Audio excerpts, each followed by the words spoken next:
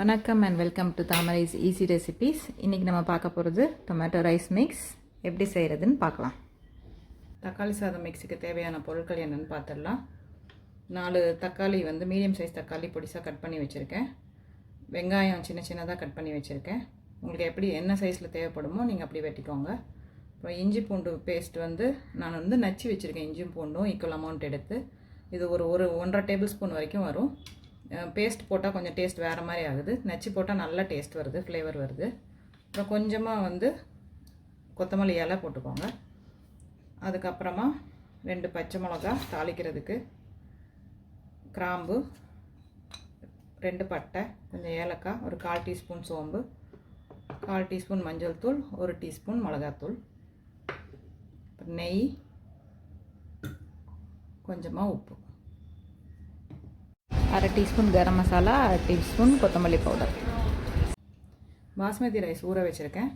இது நீங்கள் ஒரு பிரிஞ்சி இலை, கொஞ்சம் உப்பு, 2 ஏலக்காய் போட்டு கொஞ்சமாக நெய் ஊற்றி நீங்கள் வேக வச்சு உதிராக வேக வச்சு எடுத்து அப்புறமா மிக்ஸ் பண்ணிக்கலாம். நீங்கள் நார்மல் ரைஸ்லேயும் செய்யலாம். அதே மாதிரி நார்மல் ரைஸையுமே நீங்கள் இது மட்டும்தான் யூஸ் பண்ண போகிறீங்க அப்படின்னா ஏலக்காய், பிரிஞ்சி இலை போட்டு உப்பு போட்டு வேக வச்சு எடுத்துக்கலாம். எப்படி செய்கிறதுன்னு பார்க்கலாம்.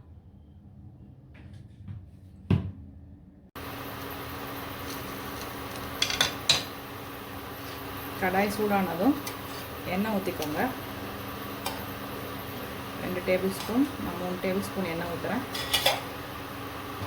மிக்ஸி ஸ்டோர் பண்ணி வைக்கிறதுக்காக செஞ்சிங்கன்னா இன்னும் கொஞ்சம் ஜாஸ்தி எண்ணெய் ஊற்றினீங்கன்னா பின்னாடி தக்காளி எண்ணெயிலே வெந்துச்சுன்னா நல்லாயிருக்கும், சீக்கிரமாக கெட்டு போகாது. எண்ணெய் சூடாகிடுச்சு. பட்டை, பிரிஞ்சி இலை, கிராம்பு,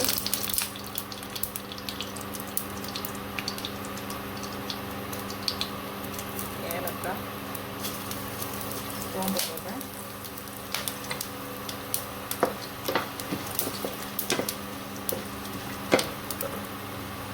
இதோட பச்சை மிளகாய் ஆட் பண்ணிக்கோங்க.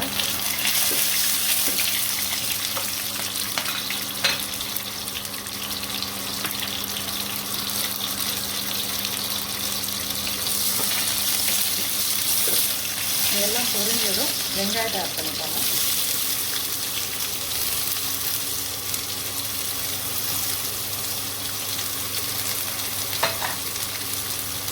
வெங்காயம் நல்லா வதங்கணும், கலர் மாறணும்.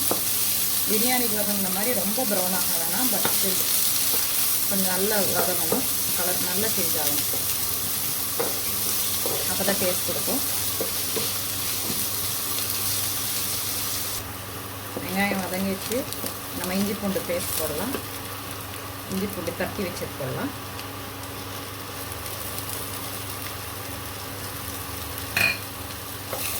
இப்போ நல்லா சிம்மில் வச்சு வதக்கி விடுங்க.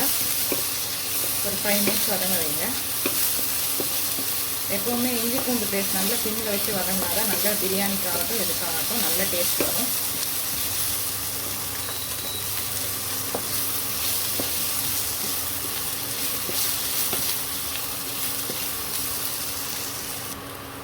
இஞ்சி பூண்டு நல்லா வதங்கிச்சு. நம்ம மஞ்சத்தூளும் மிளகாத்தூளும் போட்டுக்கலாம்.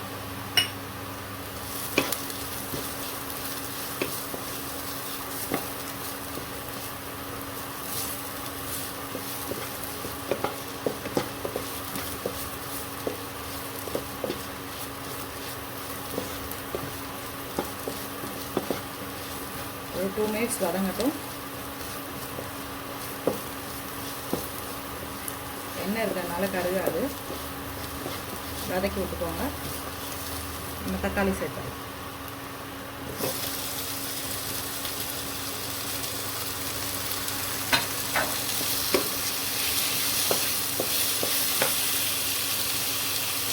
தக்காளி சேர்த்துட்டு கொஞ்சமாக உப்பு போட்டுக்கோங்க. ஏன்னா ரைஸில் நம்ம உப்பு போட்டு தான் வேக வச்சுருக்கோம்.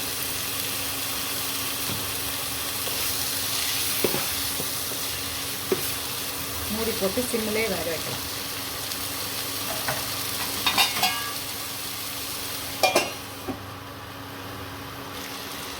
கொஞ்சமாக தண்ணி சேர்த்துக்கோங்க.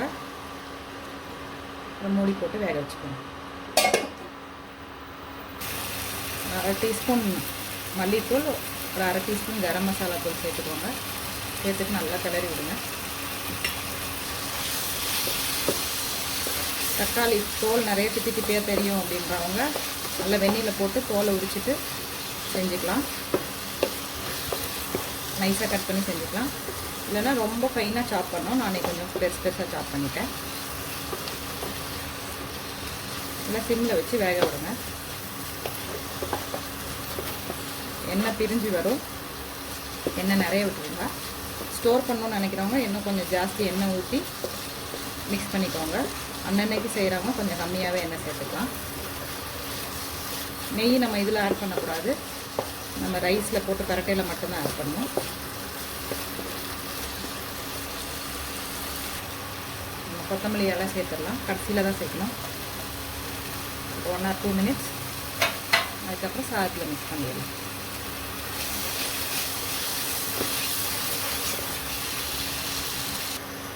தொக்கு ரெடி ஆகிடுச்சு. இந்த சாதத்தில் போட்டு மிக்ஸ் பண்ணலாம். நான் சாதம் சேர்த்துக்கிறேன்.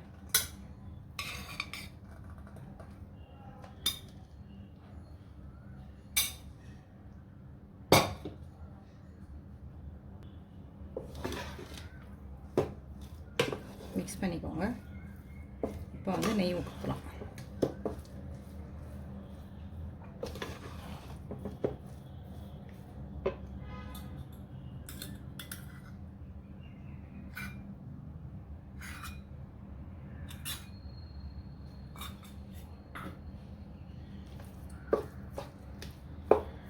எப்போவும் கிளறும்போது கொஞ்சம் ஃப்ரெஷ்ஷாக கொரியாண்டர் லீவ்ஸ் போட்டுக்கோங்க. ஸ்டோர் பண்ணிட்டு பண்ணப்போ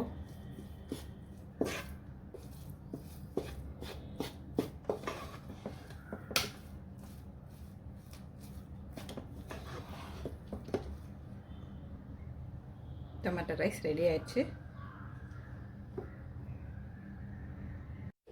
செஞ்சு பார்த்துட்டு எப்படி இருக்குன்னு சொல்லுங்கள். பிடிச்சதுங்க லைக் பண்ணுங்கள், ஷேர் பண்ணுங்கள், சப்ஸ்கிரைப் பண்ணுங்கள். தேங்க்யூ ஃபார் வாட்சிங்.